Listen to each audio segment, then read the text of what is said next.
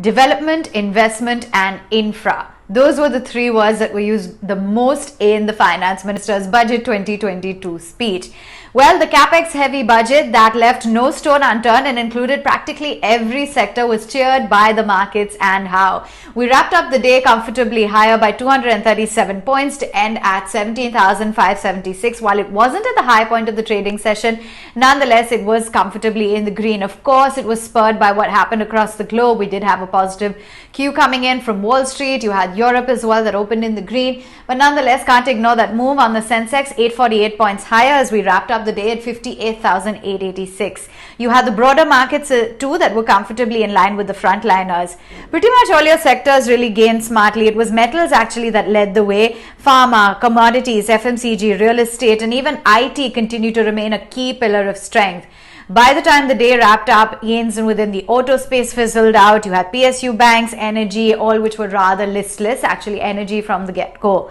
Top gainers included a Tata Steel. You also had the likes of Sun Pharma, IndusInd Bank, Shree Cements, Hindalco, L&T, the likes of Ultratech Cement, and even Britannia, Titan, not to mention ITC, that was comfortably in the green.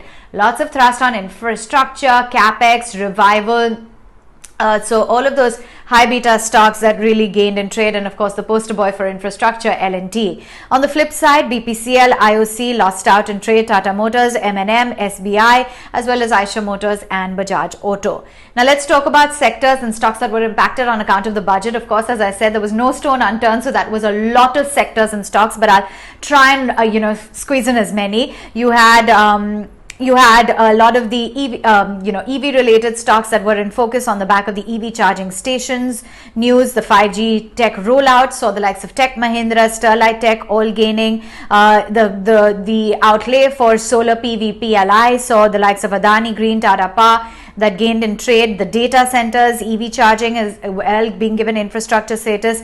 Very positive for the likes of L&T, Siemens, Cummins India. You had the outlay for the manufacturing solar equipment, very positive for L&T, BHEL, Adani and Reliance Industries. The fact that there was no hike on taxes for the cigarettes saw the likes of ITC, Godfrey, VST, etc. rally and trade.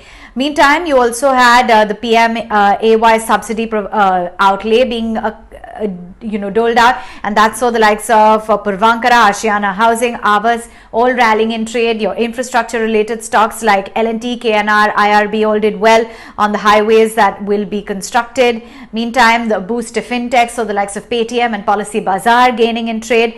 Aavas financiers on the back of affordable housing, the PM's housing sector plan, so a lot of the real estate stocks as well rally. But it wasn't just budget announcements. Within the broader universe, Hudson Agro, Navin Fluorine, result reactions coming in, Capri Global, SCI, Jindal Steel, Sun Pharma, all of which rallied smartly. While on the flip side, HPCL reacted to its poor numbers, MMTC, BPCL, Chalet Hotels in the red.